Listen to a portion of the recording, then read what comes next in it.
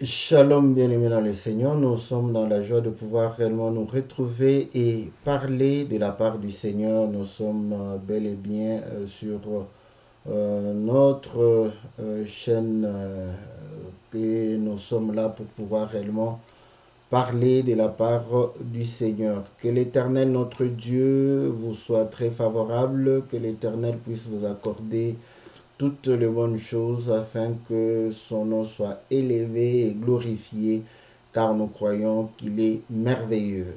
Sois béni, exalté, maître des temps et des circonstances. Et nous recommandons ce moment entre tes mains afin qu'Éternel notre Dieu, que tu puisses accorder l'entendement et la compréhension et que tu puisses apporter la solution, apporter réellement tout ce qui est nécessaire à la vie de tout un chacun de nous. Nous prions dans le nom précieux et glorieux de notre Seigneur Jésus. Amen. Voilà, bien-aimé dans le Seigneur, c'est votre bien-aimé le pasteur Philippe Mukenge pour votre émission Que la Bible parle.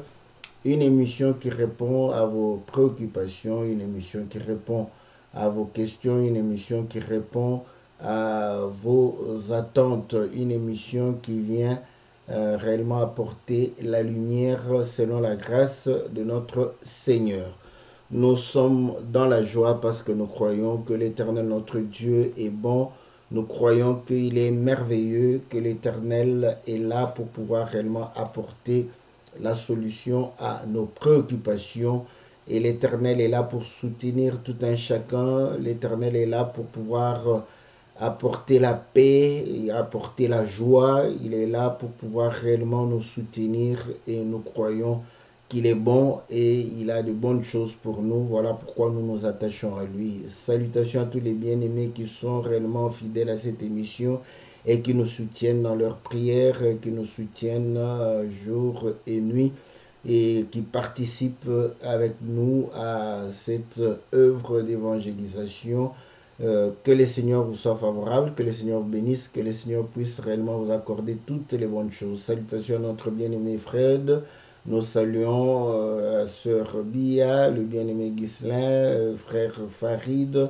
Nous saluons la sœur Sylvie, nous saluons la sœur Cathy, nous saluons le bien-aimé Gabin, nous saluons le bien-aimé Jean-Didier, Jean-Marie, nous saluons le frère Lesbiens, nous saluons le bien-aimé Pichou, nous saluons le bien-aimé Peter, nous saluons tous ceux qui ne cessent de pouvoir réellement soutenir cette œuvre. Que le Seigneur vous soit très très favorable, que l'Éternel puisse vous bénir, que l'Éternel puisse vous accorder ce dont vous désirez, que l'Éternel puisse réellement vous soutenir dans vos projets, dans vos activités, que la paix, la joie vous soit accordée en abondance. Salutations à tous les frères éparpillés dans le monde entier. Nous saluons tous ceux qui sont en Afrique, en Océanie, en Asie. Nous saluons ceux qui sont en Europe et en Amérique. Que le Seigneur vous soit très favorable, que le Seigneur vous bénisse. Et nous bénissons notre sœur Esther Abigail, que le Seigneur la bénisse parce que aujourd'hui c'est elle qui va nous aider à pouvoir réellement partager la parole du Seigneur au travers la question qui nous a été posée et tout ce qu'elle pose comme question de savoir réellement qu'est-ce qu'une femme de distinction dans la parole du Seigneur. Donc voilà, parce qu'il y a des écritures qui en parlent et elle désire pouvoir réellement comprendre et saisir voilà, la femme des distinctions dans les Écritures. Voilà, bien-aimés dans le Seigneur, comme nous le disons toujours, pour participer à cette émission, vous pouvez aussi nous édifier au travers votre question. N'hésitez pas, envoyez-nous vos questions et comme on le dit toujours, il y a des questions qui peuvent sembler être voilà pas évidentes, bon, vous estimez que non, ça n'a pas d'importance. Non, toutes les questions que vous posez, vous pouvez toujours nous faire parvenir cela. Et cela va pouvoir bénéficier à un grand nombre de bien-aimés parce que ce n'est pas une question qui est réellement montée seulement à votre cœur. Peut-être d'autres bien-aimés se posent la même question, mais eux peut-être n'ont pas l'occasion de pouvoir réellement nous faire parvenir cette question. Mais lorsque vous nous posez la question, vous pouvez édifier un plus grand nombre. Voilà, bien-aimés dans les seigneurs, pour participer à cette émission que la Bible parle, posez vos questions, donc afin que nous puissions répondre à ces questions. Et soyez aussi patients parce que nous ne sommes pas voilà, dans le réflexe de pouvoir répondre, mais nous répondons lorsque nous sentons que les seigneurs nous donnent une petite ouverture pour pouvoir répondre à la question. Donc voilà, si nous avons aussi perdu de vue la question, vous pouvez toujours répéter quand vous savez que votre question n'a pas encore trouvé de réponse. Voilà, bien-aimés dans le Seigneur, que l'Éternel vous soit très, très favorable, que le Seigneur vous bénisse, que le Seigneur puisse réellement nous soutenir au travers cette émission, nous donner la compréhension de sa pensée et la force de pouvoir vivre cette parole afin de pouvoir glorifier son saint nom dans le nom puissant et glorieux de notre Seigneur Jésus. Nous allons sans plus tarder lire les Écritures. Je crois que l'Écriture qui est connue parmi les lecteurs de la Bible, c'est l'écriture de 2 Rois au chapitre 4, je crois. Voilà, 2 Rois au chapitre 4. Nous lisons au verset 8 plutôt, au verset 8. Un jour, Élisée passait par Sunem. Il y avait là une femme de distinction qui le pressa d'accepter à manger, et toutes les fois qu'il passait, il se rendait chez elle pour manger. Elle dit à son mari, voici, je sais que cet homme qui passe toujours chez nous est un saint homme de Dieu. Faisons une petite chambre haute avec des murs et mettons-y pour lui un lit, une table, un siège et un chandelier afin qu'il s'y retire quand il viendra chez nous. Voilà une des écritures où on parle de cette femme de distinction. Et nous allons chercher une autre écriture dans le livre de Actes au chapitre 17. Actes chapitre 17. Voilà. Au verset... je commence au verset 11. Ces Juifs avaient des sentiments plus nobles que ceux des Thessaloniques. Ils reçurent la parole avec beaucoup d'empressement et ils examinaient chaque jour les Écritures pour voir si ce qu'on leur disait était exact. Plusieurs d'entre eux crurent, ainsi que beaucoup de femmes grecques de distinction et beaucoup d'hommes. Voilà.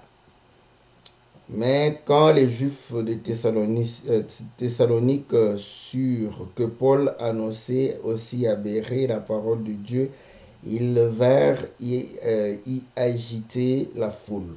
Voilà.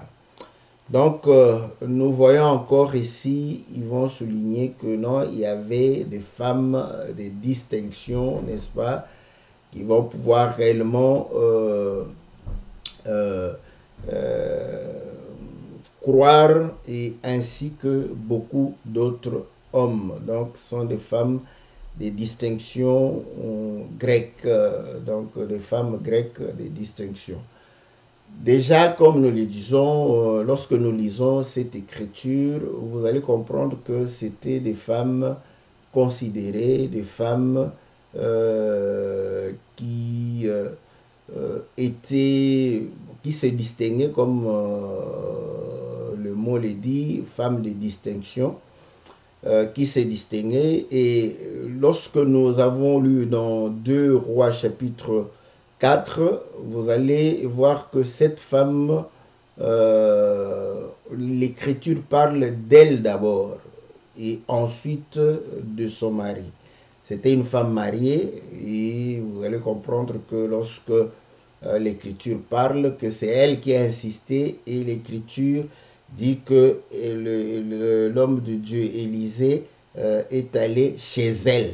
C'est important, c'est un petit détail, mais c'est juste pour pouvoir réellement parler de cela. Nous n'allons pas parler comme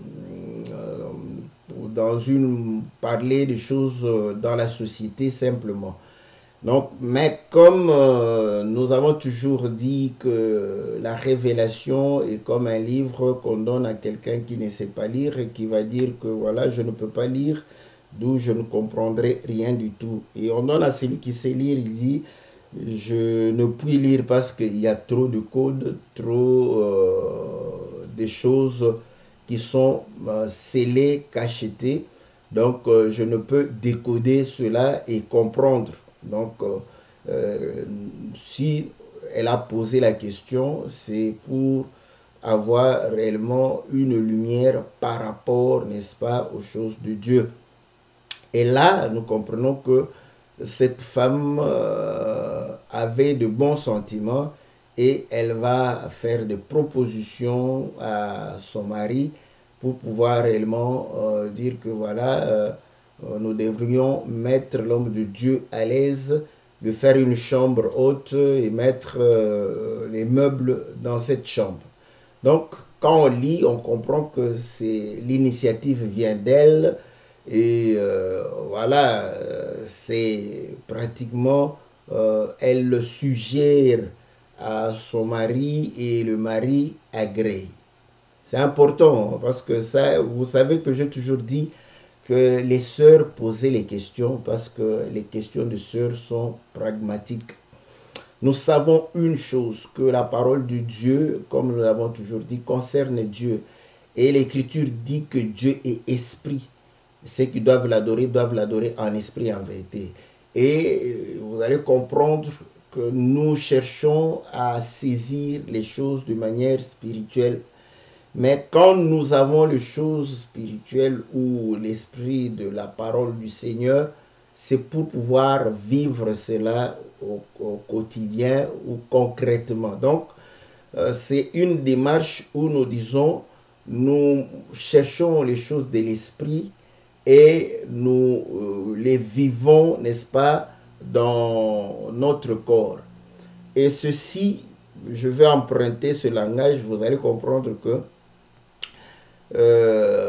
pour démontrer que les choses de l'esprit nous permettent, c'est exactement cela, nous permettent de pouvoir vivre. Parce que nous savons une chose, que vivre la parole de Dieu, ce n'est pas par l'effort de l'homme, ce n'est pas par l'intelligence de l'homme, ce n'est pas par le fait que l'homme puisse comprendre ou saisir ces choses.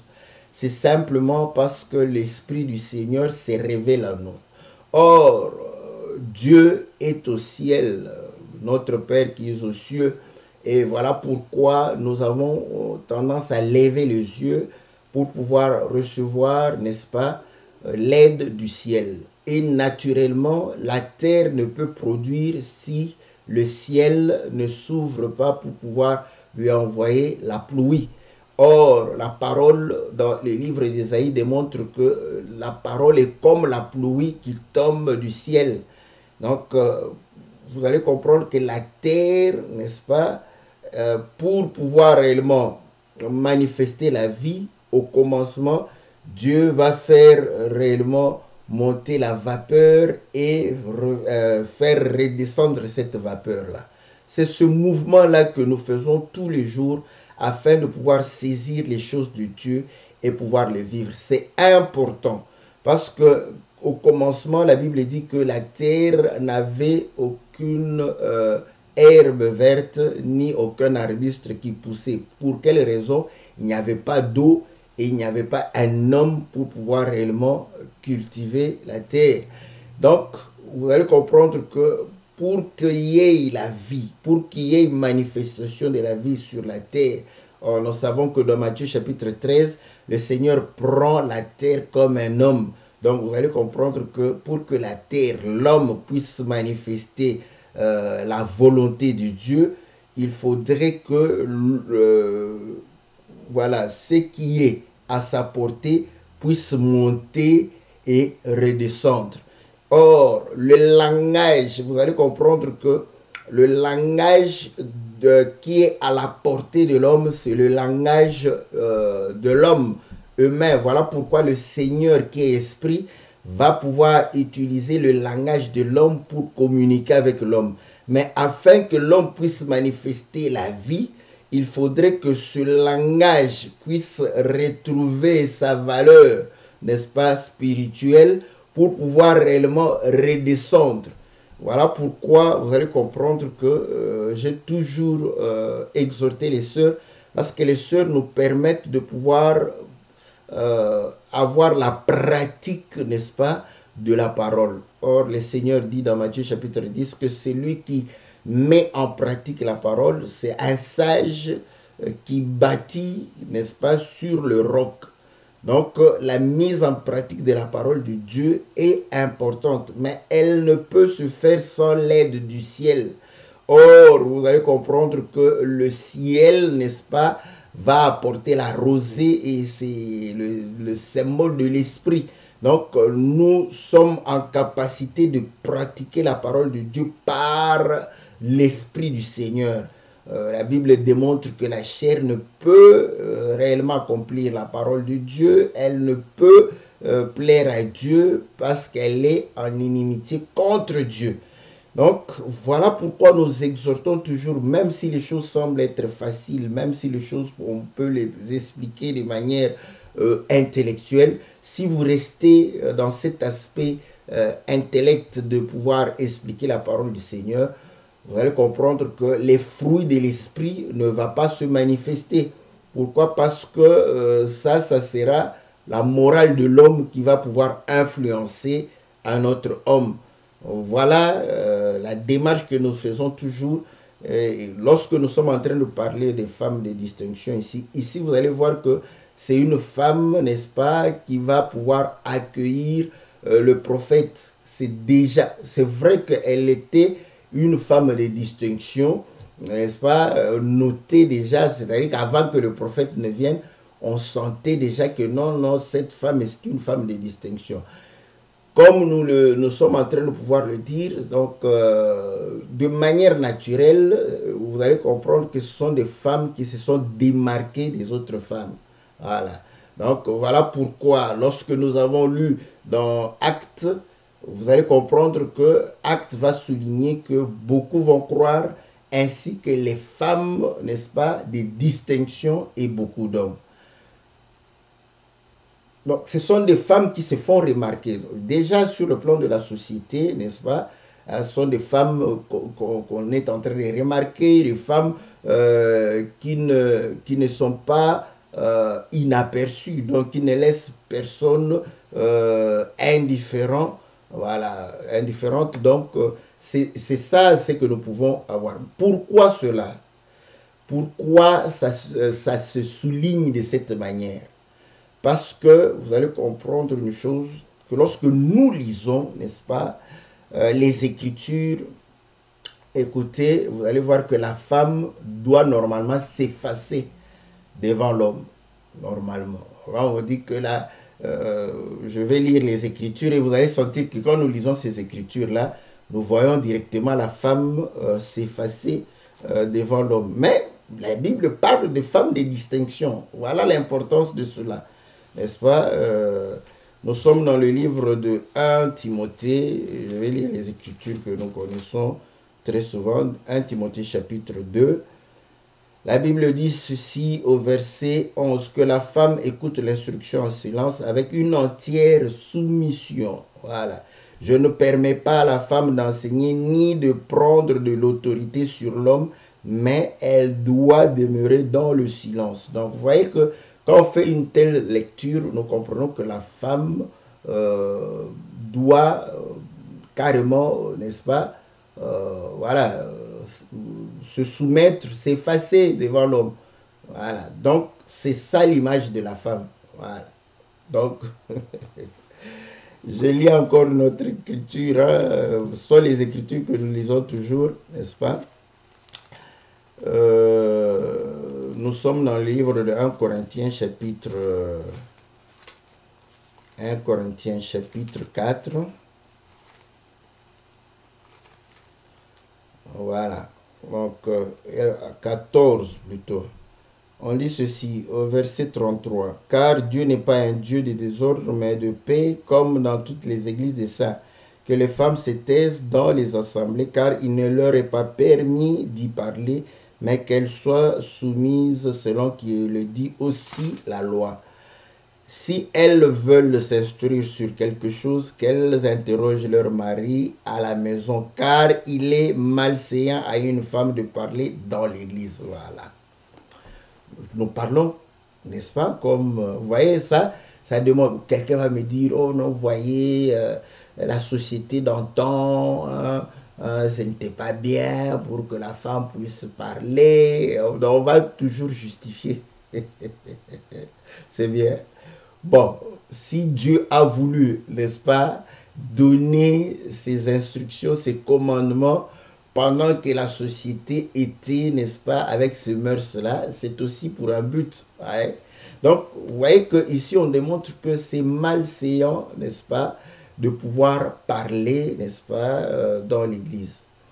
Au-delà, n'est-ce pas, de mœurs, au-delà des coutumes, écoutez ce que Colossiens est en train de pouvoir dire. Colossiens chapitre 2 au verset 8. Prenez garde que personne ne fasse de vous sa proie par la philosophie ou par une vaine tromperie, s'appuyant sur la tradition des hommes, sur les rudiments du monde et non sur Christ. Vous voyez?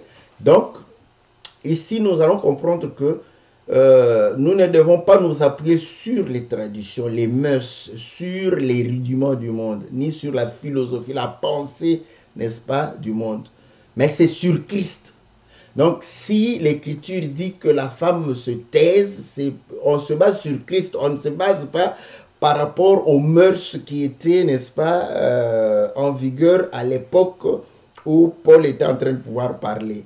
Donc, si aujourd'hui, nous croyons que la femme ne peut pas prendre de l'autorité, ce n'est pas par rapport aux mœurs, ce n'est pas par rapport à la société, ce n'est pas par rapport au monde, ce n'est pas par rapport au rudiment, mais c'est par rapport à Christ.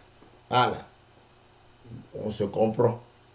Mais comme nous disons toujours que la Bible, elle est complète, la Bible, elle est vraiment, elle a tous les aspects. Donc là, on présente l'aspect de la femme qui doit dépendre de l'homme, n'est-ce pas? Voilà, 1 Corinthiens chapitre 11 démontre que non, elle doit porter, n'est-ce pas, le signe de l'autorité dont elle dépend. Elle dépend de l'homme. La femme dépend de l'homme. Il y a des écritures où vous allez comprendre qu'elle n'était pas, voilà, elle ne figurait pas, n'est-ce pas, dans l'héritage. Donc voilà, elle était exclue. Voilà, c'est à cela que je voulais. Oh, que le Seigneur soit loué. Vous voyez, quand on prend cet aspect de choses, on va exclure la femme, elle n'aura pas de mots, elle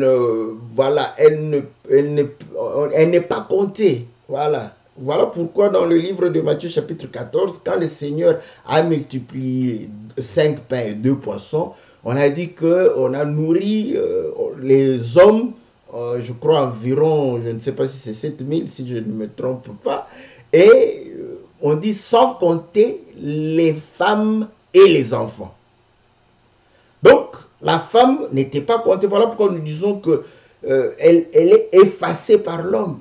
Voilà. Et selon le mœurs, vous allez voir que la femme porte le nom de l'homme. Donc, elle est, non, voilà, derrière l'homme. Voilà. Donc c'est ça l'aspect de la femme. Mais lorsque vous lisez les femmes de distinction, la femme de distinction, vous allez sentir que c'est une femme qui, selon la lecture, les récits, c'est une femme qui prend le devant. Mais il faut faire attention. Je suis encore en train de parler français. Je parle français, voilà. Après, je vais parler la langue de notre mère, voilà. Donc, quand nous lisons dans 2 Rois chapitre 4, nous voyons que cette femme prend le devant. Parce que c'est elle, dès qu'elle voit, elle invite, elle presse le prophète pour rester chez elle, manger chez elle. Et le prophète a obtempéré à cette demande et il a commencé à passer, n'est-ce pas? Et cette femme va pouvoir, vous voyez, c'est pas l'homme qui va pouvoir mettre à table la première idée, c'est la femme qui dit non, cet homme, c'est un saint homme. Bon, lisons toujours en français hein, le récit. Oh, que la femme de distinction soit louée. Voilà. Donc, quand nous lisons, donc c'est comme si l'homme voyait le prophète Élisée, mais l'homme ne ressentait pas. L'homme ne comprenait pas. C'est la femme. La femme qui regarde, mais cet homme, c'est un saint. C'est vrai que peut-être que nous l'avons pressé parce que nous l'avons vu fatigué, voilà, ayant besoin d'aide. Voilà, donc la femme, mais après la femme dit non, ça c'est un saint homme. Non seulement nous lui permettons de manger, de boire, mais nous devons lui donner un lieu où il peut se reposer et pouvoir prier et méditer. Voilà. C'est la femme, c'est pas l'homme. Et après, vous allez voir que quand Élisée va pouvoir jouir de sa chambre haute, et Élisée va poser la question pour dire, mais Élisée ne parle pas de l'homme. Hein? Donc, dans cette histoire, vous allez comprendre que c'est la femme. Parce qu'elle est la femme de distinction. Voilà, une femme de distinction, c'est comme ça, elle se distingue. Voilà. Bon, je parle français, je n'ai pas encore parlé la langue en langue. Donc, quand on lit, nous comprenons que cette femme prend le devant et on ne voit qu'elle. Voilà. Et le prophète va dire que mais cette femme manque quelque chose. Le langage aurait été clair de dire que les deux manquent. Non, non, non, on parle d'elle parce que c'est elle qui se met en évidence. Et l'autre dira, on n'a jamais vu d'enfant ici. Et c'est comme ça qu'il y aura la promesse d'enfant, il y aura l'enfant. Et vous connaissez l'histoire, l'enfant va grandir et être avec son père. Quand l'enfant a mal à la tête, voilà, le père, ici l'homme est un peu effacé. Hein? J'aime ça, j'aime ça, j'aime ça. Vous voyez que la Bible c'est comme ça. Donc l'homme se dit, bon, oh, cet enfant, bon, va chez ta mère. Voilà. L'enfant va revenir chez la maman, il va dire, oh, j'ai mal à la tête, ma tête, ma tête. L'enfant va mourir. Écoutez, c'est là la femme de distinction lorsque nous lisons. Cette femme va pouvoir, n'est-ce pas, prendre une décision et dire, envoyer un message à son mari pour dire que non, en tout cas, je pars voir le prophète. Ouais. Elle prend cette décision et elle s'en va vers le prophète. Vous connaissez l'histoire, tout va bien. Hein? On lui pose la question, tout va bien, jusqu'à ce qu'elle va voir le prophète, elle va sombrer, n'est-ce pas, dans les pleurs et le prophète va venir pour pouvoir ressusciter son enfant. Vous voyez, le récit met en évidence cette femme. Et quand on regarde, parce que nous sommes en train de voir, vous allez comprendre que cette femme, elle était dépendante de son mari. Alléluia. Donc, on n'a pas contredit ce qu'on avait comme aspect de la femme. Elle dépend de son mari. Voilà. Donc, elle est soumise. Alléluia.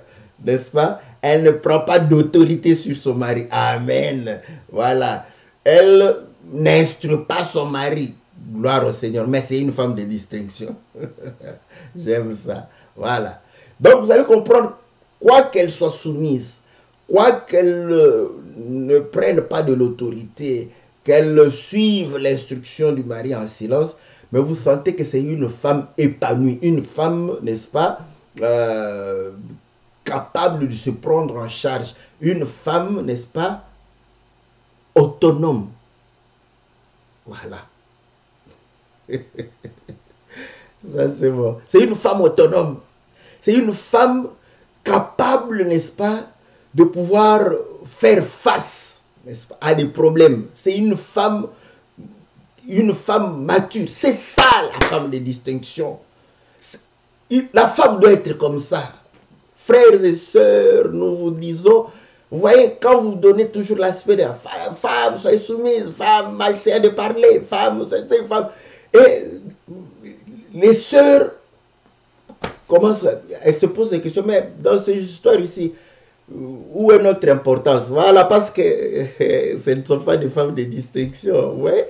Vous êtes en train de pouvoir présenter seulement, n'est-ce pas, cet aspect, et vous êtes en train de pouvoir inhiber l'autonomie de la femme, la maturité de la femme, la responsabilité de la femme. Or, la femme, n'est-ce pas, elle doit être une femme épanouie, autonome, tout en étant soumise. Gloire au Seigneur, j'aime ces choses. Voilà la femme de distinction. Voilà pourquoi nous avions lu que la femme, n'est-ce pas, n'était pas comptée. Elle n'était pas comptée dans l'héritage, elle n'était pas comptée lorsqu'on a multiplié le pain. Elle n'était pas comptée en Israël. Oh, gloire au Seigneur. Ce n'est pas une bonne chose. Je fais parenthèse ici, hein, parce que quand on dit les non comptés, c'est pourquoi je dis, quand on donne toujours une image négative de la femme, nos sœurs en pâtissent. Voilà. Nos sœurs en pâtissent. Donc, ma sœur, si j'étais une sœur, bon, je sais que je n'allais pas prêcher, mais si j'étais une sœur avec la compréhension de la parole que j'ai maintenant, je serais aux anges. Je serais très aux anges. Ouais? Parce que quand quelqu'un dit que non, voilà, vous n'étiez pas compté, nous disons Amen. Voilà. Oh non, vous voyez, vous ne devez pas prendre l'autorité. Gloire au Seigneur. Vous ne devrez pas enseigner. Gloire au Seigneur. Pourquoi? Parce que vous allez comprendre que enseigner, c'est nourrir. Voilà. Enseigner, c'est nourrir. Et donc, on t'enlève la charge de pouvoir aller chercher la nourriture. C'est à l'homme de chercher la nourriture. C'est à l'homme de pouvoir réellement faire tout. C'est être une princesse. En réalité, la femme, c'est une princesse. Ouais, quand vous prenez toutes ces choses, c'est-à-dire que toi, l'homme, tu es obligé de servir. Est-ce que j'ai bien prononcé le mot? Servir. Alléluia. La soumission de la femme, le silence de la femme, manque d'autorité de la femme, fait que l'homme est obligé de servir. Je répète, l'homme est obligé de servir sa femme. Alléluia. Voilà. Donc, c'est comme ça. Mais quand on est charnel, voilà pourquoi on est aveuglé. On veut la gloire de la chair. Quand on lit ces choses, on veut que la gloire de... Et pourtant, ces choses nous donnent une grande responsabilité de pouvoir servir nos femmes. Je l'ai dit comme ça. Parce que l'homme n'avait pas la parole, n'avait pas la nourriture à donner. Le Seigneur a été obligé de venir pour nourrir. Sinon, on n'allait pas avoir la nourriture. Lui-même est descendu pour donner le pain. Voilà. Parce qu'il savait que ce n'est pas à la femme de pouvoir chercher le pain, c'est à l'homme. Donc là, nous sommes servis. Le Seigneur est descendu avec le pain de vie qui descend du ciel pour pouvoir nous nourrir. Voilà. Et lorsqu'on est malade, il est obligé de faire quoi? Parce qu'on n'a pas d'autorité. C'est lui qui doit nous guérir. Voilà. Et vous allez comprendre que là où nous sommes nés, on ne nous a pas compté pour l'héritage. Nous sommes nés dans le monde. Voilà pourquoi on n'a pas d'héritage dans le monde. Donc nous savons que nous sommes préparés pour aller chez notre époux. Ouais. Donc ces choses-là, ce sont de bonnes choses pour nous. Voilà pourquoi vous allez comprendre que quand le Seigneur vient, donc cet aspect d'être soumise, d'être, de pouvoir écouter l'instruction en silence, ce sont de bonnes choses. Pourquoi? Parce que quand le Seigneur s'en va, vous allez comprendre que nous sommes restés. C'est nous la femme. Alléluia. Nous devons être, l'Église doit être une femme de distinction. Une femme capable d'être autonome. Je parle, vous savez que l'Église c'est une femme. Oui. Donc une femme capable, n'est-ce pas, de prendre des bonnes décisions. Une femme capable de réfléchir, n'est-ce pas, comme l'homme. Et voilà pourquoi elle est comptée comme l'homme. Alléluia. Acte chapitre 17, on dit qu'ils ont cru. Mais vous voyez que les femmes ne sont pas là en compte parce que ce sont des femmes de distinction. Une femme de distinction est comptée. Une femme qui n'est pas une femme de distinction n'est pas comptée. Celle-là n'est pas comptée dans les choses de Dieu. Une femme de distinction est comptée dans les choses de Dieu. Je répète. Oui? Donc, maintenant, vous allez comprendre que nos sœurs, mes sœurs, vous êtes des femmes de distinction. Voilà pourquoi dans l'œuvre, vous devrez être comptés. Je répète, vous devez être comptés. Les frères qui ont lu les Écritures en français n'ont pas voulu vous compter. Voilà pourquoi l'œuvre a toujours tergiversé parce qu'on ne vous a pas compté. Ils doivent faire le recomptage, le dénombrement. Vous comptez maintenant. Ouais? Nous ne sommes pas, n'est-ce pas, là où il n'y a pas de femme de distinction. Il y a femme de distinction. Pourquoi dans le livre des Cantiques, lorsque la femme parle, n'est-ce pas, de l'homme, il dit, mon bien-aimé se distingue parmi 10 000. Vous voyez? Donc, quand vous distinguez, vous êtes mise à part. Donc, la femme de distinction, c'est une mise à part. Elle n'est pas comme toutes les autres femmes. Si les autres femmes sont charnelles, elle n'est pas charnelle comme les autres femmes. Parce qu'elle se distingue. Parce que, vous savez que nous avons toujours présenté cet aspect que la femme, elle est charnelle, oui. Mais la femme de distinction n'est pas charnelle, elle se distingue de celle-là. Elle n'est pas charnelle. Nos sœurs ne sont pas charnelles. Ce sont des femmes de distinction. Ce sont des femmes qui savent se prendre en charge. Voilà pourquoi vous allez comprendre qu'elles n'ont pas besoin tout le temps, n'est-ce pas, qu'on puisse prier avec moi, prier avec moi. Ça se comprend que ce n'est pas une femme de distinction. Répète après moi. Jésus, tu es mon Seigneur, tu es mon Seigneur. C'est voilà. Pour prier, il faut, n'est-ce pas? Vite, lorsque la femme est malade, l'homme de Dieu, l'homme. Ça, c'est une femme, vous allez comprendre, qui ne sait pas se prendre en charge. Une femme qui n'est pas autonome. Tout ceci, pourquoi? Parce qu'en fait, la femme, c'est l'Église, c'est nous. Vous allez comprendre que nous devons manifester cela que nous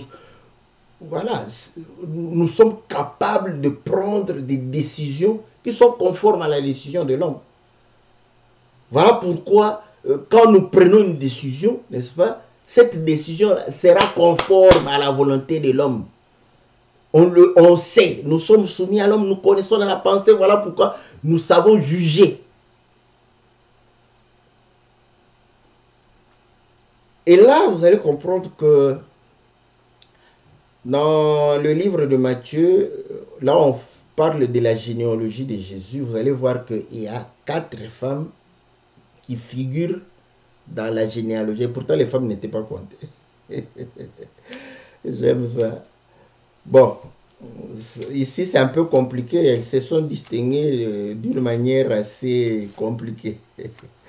Je vais lire quand même ces femmes de distinction, n'est-ce pas?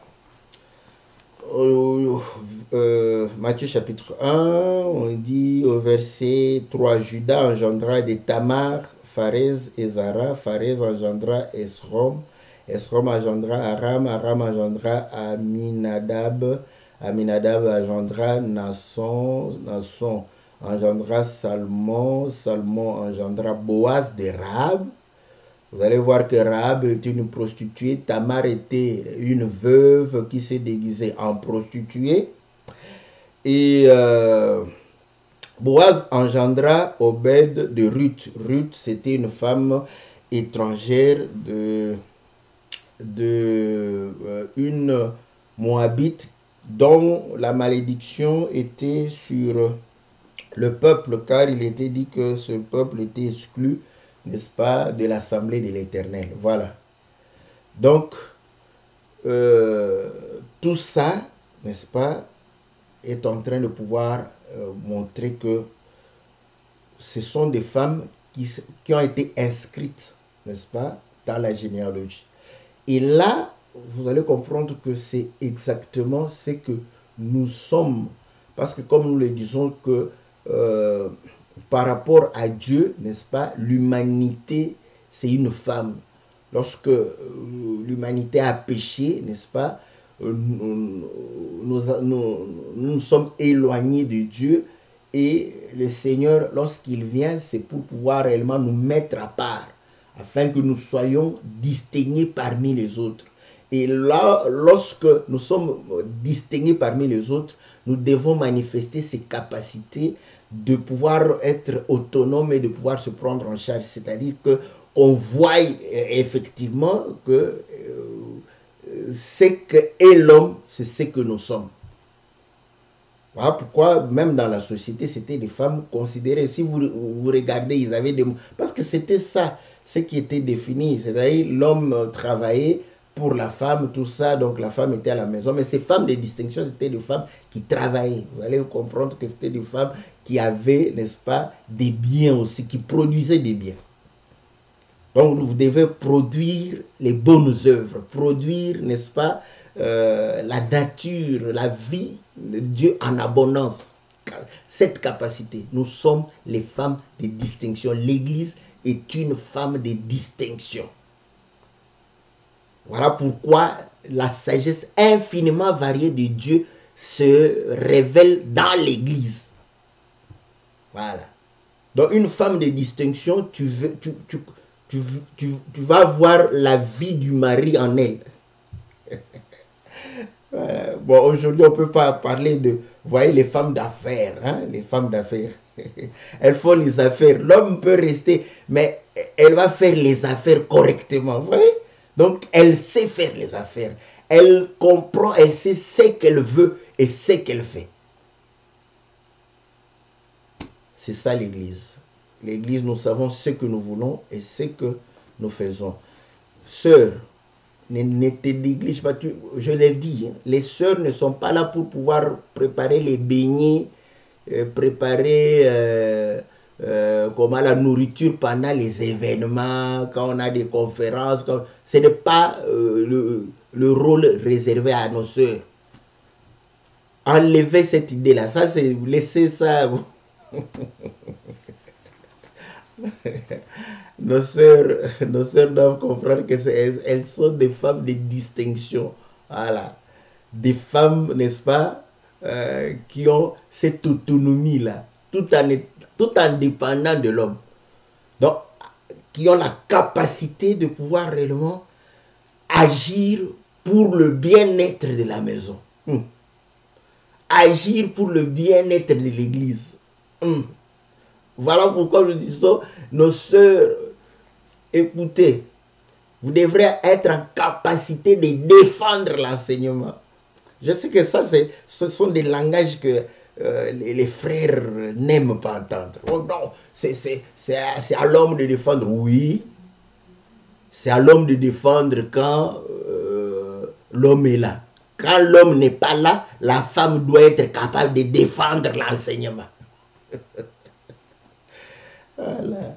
Bon, toi, ministre, je reconnais, parce qu'aujourd'hui, nous avons des ministres plénipotentiels. Donc, vous voyez, je veux être partout et rendre les frères et les sœurs inactifs. C'est pas ça le but. Le but, n'est-ce pas, de l'œuvre de Dieu.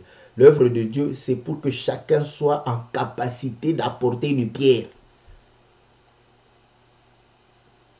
Là, si vous allez voir comme ça certains ministres, donc tout doit dépendre de lui. Est-ce que vous ne trouvez pas ça? C'est pas mauvais, le ministre doit être au courant, mais c'est une information. On doit aussi te donner des informations. Pas, quand un homme veut faire quelque chose comme ça, ou même tu veux faire une affaire, tu dois venir demander la permission. Oh mon frère, c'est quoi ça?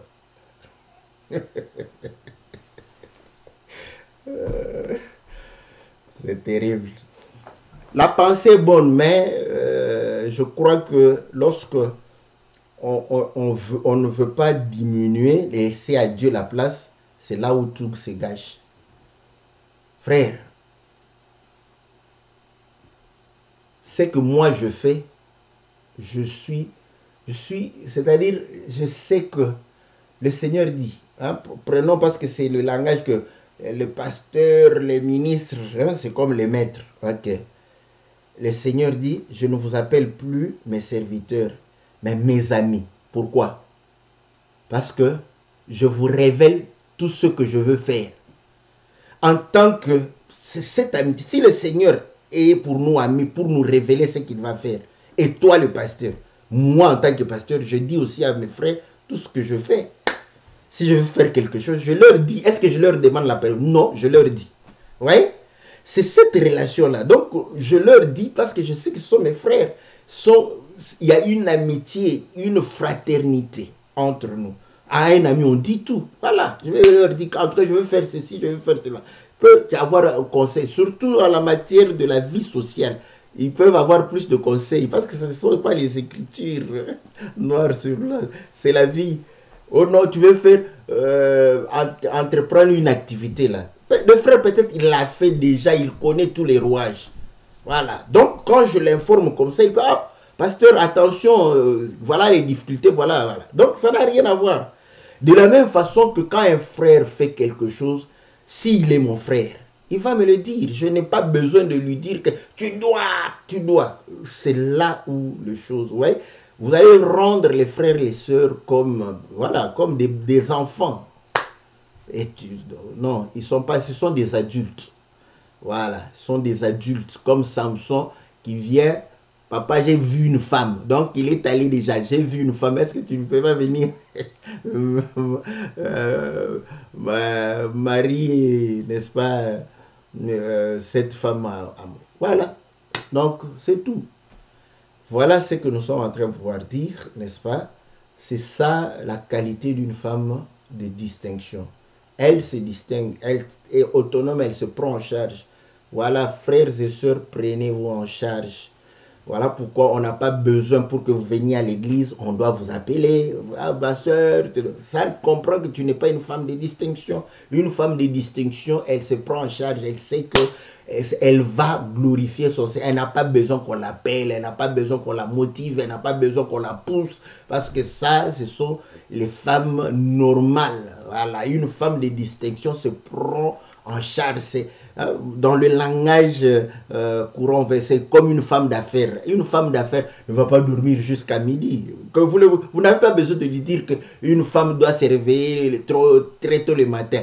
Elle sait qu'elle a des affaires à faire. Elle sait qu'elle a des responsabilités. Elle sait qu'elle est importante pour l'œuvre qu'elle est en train de pouvoir accomplir. Elle s'élève d'elle-même tôt. Personne ne lui dit, personne ne le pousse. Elle se lève parce qu'elle sait qu'elle a des responsabilités. C'est ça une bonne épouse, c'est ça une bonne église, c'est ça une bonne femme, une bonne sœur, c'est ça un bon frère, parce que un frère aussi, c'est une femme de distinction. Même l'homme de Dieu, c'est une femme de distinction. Voilà. Que le Seigneur vous soit très favorable, que le Seigneur vous bénisse, parce que vous êtes les gens qui aiment la parole. Voilà, nous bénissons la sœur Esther qui nous a posé cette question. Vous voyez, les sœurs, posez les questions. Je vous en supplie, mes sœurs, vos questions, elles sont très pragmatiques. Vous voyez, donc, j'ai pas trop envie de voler. Voilà. Parce que c'est la vie de tous les jours. C'est ça même le fondement de notre foi. C'est ça même notre force, la pratique de la parole. C'est ça la force de l'Église. Voilà, que Dieu vous bénisse, que Dieu vous soit très très favorable. On se retrouve lundi pour l'émission Louons l'Éternel. Et nous vous annonçons déjà que le bien-aimé, l'homme de Dieu, Michel Manassé, n'est-ce pas, va nous gâter avec 3 cantiques. Voilà, donc lundi déjà, nous allons savourer le cantique de Cana. Donc voilà, mais dès le samedi, vous pouvez consommer ces cantiques, écouter, réécouter, n'est-ce pas, toute la journée pour la gloire du Seigneur. C'est ainsi que vous allez participer, n'est-ce pas, à l'œuvre de Dieu. Que Dieu vous bénisse, que Dieu vous soit très favorable. Mes sœurs, n'est-ce pas, soyez autonomes, responsables. Comprenez que vous n'êtes pas, les femmes de distinction n'étaient pas limitées à la cuisine. Donc vous aussi, n'ayez pas votre vision limitée à préparer, n'est-ce pas, les beignets pour les conférences. Que Dieu vous bénisse, n'est-ce pas, que le Seigneur vous soit très favorable. On se retrouve, n'est-ce pas, mercredi pour l'émission Que la Bible parle et lundi pour l'émission Louons l'Éternel.